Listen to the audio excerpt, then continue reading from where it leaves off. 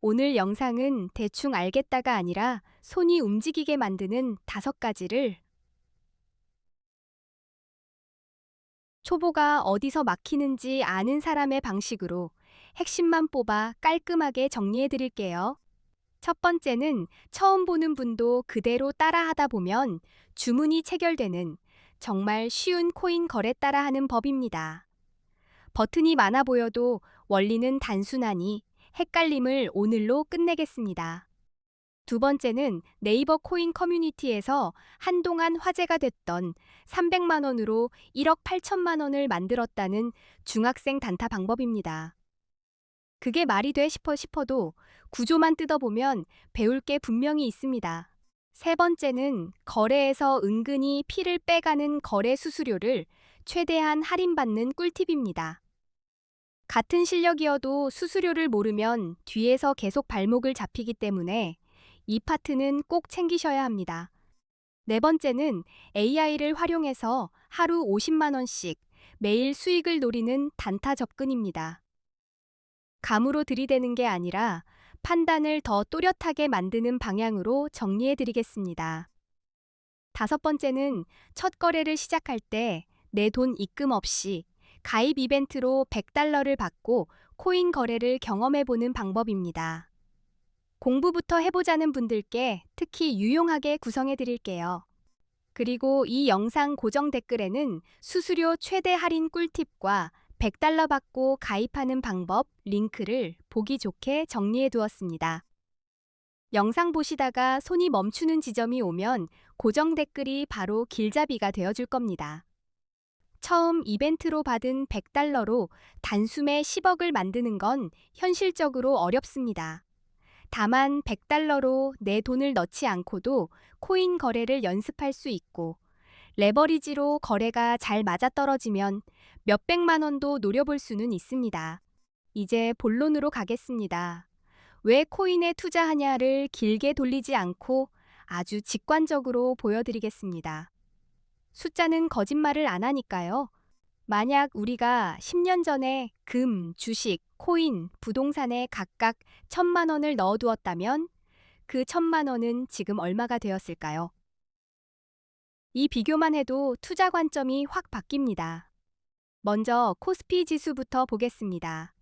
10년 전 대비 약 2.66배 상승했으니 2016년에 1,000만 원을 지수 추종형 주식에 담아뒀다면 대략 2,660만 원 정도가 같은 2016년에 1,000만 원으로 금을 사뒀다면 약 233.5g을 들고 있었을 겁니다. 그리고 2026년 기준으로 환산하면 대략 5,160만 원 정도가 되는 계산이 나옵니다. 부동산은 서울 기준으로 2016년에 1,000만 원어치 아파트 가치를 보유했다고 가정하면 2026년에는 대략 2,400만 원 정도로 평가할 수 있다는. 그런데 2016년에 1,000만 원어치 비트코인을 샀다면 이야기가 완전히 달라집니다. 2026년에는 약 26억 원 이상이 되는 말 그대로 폭발적인 수익률이 나오는 구간이었습니다. 이 비교만 보셔도 바보가 아니라면 코인을 공부라도 해야겠다는 생각이 드실 겁니다. 적어도 기회가 어디 있었는지는 눈으로 확인하셨으니까요. 게다가 코인 투자는 오를 때만 돈 번다로 끝나지 않습니다. 오를 때는 롱에 베팅해서 수익을 낼 수 있고 내려갈 때는 숏에 베팅해서 수익을 노릴 수 있는 구조입니다. 더 나아가 수익이 나도 세금 부담이 없다고 느끼는 분들이 많아 투자처로 꽤 매력적인 수단이라고 이야기되곤 합니다. 그래서 관심이 더 커질 수밖에 없는 판이기도 합니다. 그리고 코인 거래소에는 레버리지라는 기능이 있습니다. 국내 거래소에는 없는 경우가 많지만 해외 거래소에는 레버리지 기능이 붙어 있는 경우가 많습니다. 예를 들어 50만 원으로 레버리지를 10배로 쓰면 5천만 원의 투자금을 운용할 수 있다는 방식으로 큰 돈 가진 분은 몰라도 작은 돈으로 움직이는 분들에겐 30억 이상 투자금을 들고 투자하는 경우라면 레버리지가 필수는 아닐 수 있습니다. 하지만 규모가 작은 투자금으로 큰 수익을 노리는 분들은 레버리지 없이는 그림이 잘 안 나오는 게, 그래서 코인 거래의 첫걸음이자 가장 중요한 건 결국 어느 거래소를 쓰느냐입니다. 시작 버튼을 어디서 누르느냐가 이후 결과를 통째로 바꾸는 경우가 많습니다. 실제로 많은 한국 투자자들이 국내 거래소를 떠나 해외 거래소로 몰리는 흐름이 이어져 왔습니다. 단순 유행이 아니라 이유가 또렷하게 존재합니다. 첫 번째 이유는 레버리지입니다. 국내는 레버리지 기능을 막아둔 반면 해외 거래소는 레버리지가 100배까지 가능한 곳도 있습니다. 50만 원이 있으면 5천만 원까지 투자가 가능하다고들 하니 사람들이 몰릴만 합니다. 두 번째 이유는 수수료입니다. 국내보다 해외 거래소의 거래 수수료가 훨씬 저렴한 경우가 많아서 잦은 단타일수록 체감 차이가 커집니다. 세 번째 이유는 세금입니다. 해외 거래소에서는 세금이 없다고 느끼는 분들이 많고, 국내 거래소는 거래 수익에 대한 세금을 내야 한다는 인식이 있어 선택에 영향을 줍니다. 한국인들이 많이 이용하는 해외 거래소, 그리고 가입 시 $100 지급 이벤트를 하는 곳 정보는 고정 댓글에 적어두었습니다. 영상만 보지 마시고 고정 댓글까지 챙겨보셔야 퍼즐이 완성됩니다. 이제 수수료가 실제로 얼마나 무서운지 숫자로 때려보겠습니다. 대형 거래소들의 거래 수수료는 0.005% 수준이라고 잡아보겠습니다. 겉으론 작아 보여도 단타에선 칼날입니다. 예를 들어 1,000만 원으로 단타를 친다고 가정하겠습니다. 여기에 20배 레버리지를 건다고 치면 한 번 거래할 때 수수료가 22만 원이라고 계산되는 그림이 나옵니다. 더 충격적인 건 빈도입니다. 하루에 10번만 거래해도 수수료로만 220만 원이 빠져나가는 셈이 됩니다. 수익이 아니라 수수료랑 싸우는 게임이 되어버리는 거죠. 그래서 수수료가 비싸면 실력이 좋아도 이기기 어려운 구조가 됩니다. 이길 수 없는 링 위에 올라가는 셈이니 수수료가 저렴한 거래소를 찾는 게 기본 중 기본입니다. 이제 A 거래소와 대형 거래소들을 기준으로 비교해 보겠습니다. 저는 5가지 기준으로 보는데 수수료가 얼마나 싼지, 사용이 얼마나 간단한지, 한국어 지원이 되는지, 레버리지가 몇 배인지, 원화로 바로 입금 가능한지입니다. 먼저 수수료부터 박아두겠습니다. A 거래소는 0.01%이고 바이비트는 0.095%입니다. 비트겟은 0.06%이며 바이낸스는 0.04%로 정리됩니다. 한국어 지원은 체감이 큽니다. A 거래소는 24시간 한국어 상담이 가능하다고 안내되고, 바이비트는 불가능, 비트겟도 불가능, 바이낸스도 불가능한 것으로 알려져 있어 초보일수록 차이가 납니다.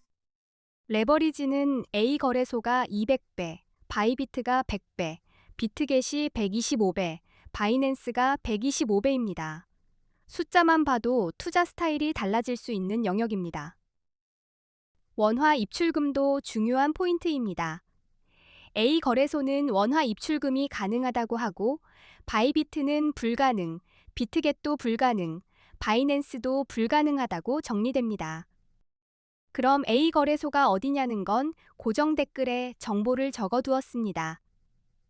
거래소 이름 찾느라 헤매지 마시고 고정 댓글을 먼저 열어보시면 바로 연결됩니다. 이제부터는 실전에서 가장 많이 묻는 질문, 언제 롱을 잡고 언제 숏을 잡아야 하는지로 넘어가겠습니다. 비트코인 같은 암호화폐는 변동성이 크기 때문에 타이밍이 곧 실력입니다. 롱 포지션과 숏 포지션부터 딱 한 번만 쉽게 잡아드리겠습니다. 롱은 비트코인 가격이 오를 거라고 보고 매수하는 방식, 즉 상승에 베팅하는 겁니다. 숏은 반대로 가격 하락에 베팅하는 포지션입니다. 먼저 롱 포지션입니다. 롱은 상승 흐름이 힘을 받는다는 신호가 보일 때 유리해질 수 있습니다. 차트에서 고점을 계속 높여가며 상승 추세가 강하게 이어질 때가 대표적입니다. 기술적 분석에서는 50일 이동평균선이 150일 이동평균선을 위로 돌파하는 장면을 골든 크로스라고 부릅니다. 이런 장면은 강한 상승 신호로 해석되는 경우가 많습니다. 거래량도 같이 봐야 합니다. 가격이 오르는데 거래량까지 늘면 시장이 그 상승을 진짜로 받아들이는 힘이 붙었다는 신호로 볼 수 있어 롱 진입 후보가 됩니다. 뉴스는 불쏘시개가 될 때가 있습니다. 규제 완화, 대형 기관 투자자 진입, ETF 승인 같은 긍정적인 이슈는 가격 상승 쪽으로 바람을 불 수 있어서 이런 흐름에서 롱이 유리해질 수 있습니다. 이제 숏 포지션입니다. 숏은 하락 흐름이 굳어진다는 그림이 보일 때 힘을 씁니다. 차트에서 저점이 계속 낮아지며 하락 추세가 이어질 때 숏이 유리해질 수 있습니다. 기술적 분석에서는 50일 이동평균선이 150일 이동평균선 아래로 내려가는 장면을 데드크로스라고 부릅니다. 흔히 하락 신호로 해석할 수 있는 대표 장면입니다. 거래량이 줄어드는 흐름도 힌트가 됩니다. 가격이 오르는데 거래량이 되레 감소한다면 상승세가 약해지고 있다는 신호일 수 있고 곧 하락 가능성이 커진다고 보며 숏을 고려할 수 있습니다. 부정적인 뉴스도 하락을 밀어붙이는 재료가 될 수 있습니다. 규제 강화, 해킹 사고, 주요 국가들의 규제 정책 강화 같은 소식은 심리를 얼어붙게 만들어 가격 하락의 원인이 되곤 합니다. 그리고 비트코인 시장에서는 기술적 분석이 특히 중요하다고들 합니다. 대표 보조 지표로 RSI, MACD, 볼린저 밴드 같은 것들이 자주 언급됩니다. RSI는 과매수와 과매도를 가늠하는 데 씁니다. RSI 수치가 70 이상이면 과매수로 보고 숏을 고려할 수 있고 30 이하이면 과매도로 보고 롱이 유리할 수 있다고 해석합니다. MACD나 볼린저 밴드는 시장의 추세와 변동성을 더 선명하게 보여주는 이런 보조 지표를 곁들이면 어느 시점에 롱과 숏을 잡을지 판단이 더 단단해집니다. 정리하면 롱은 상승 추세와 긍정 신호가 모일 때, 숏은 하락 추세와 부정 신호가 쌓일 때 근거를 세우는 방식입니다. 감정이 아니라 근거로 움직이셔야 오래 살아남습니다. 오늘 내용이 코인 단타를 하실 때 길을 조금이라도 밝혀드렸길 바랍니다. 고정 댓글에는 정말 쓸모 있는 꿀팁들을 모아두었으니 마지막으로 고정 댓글도 꼭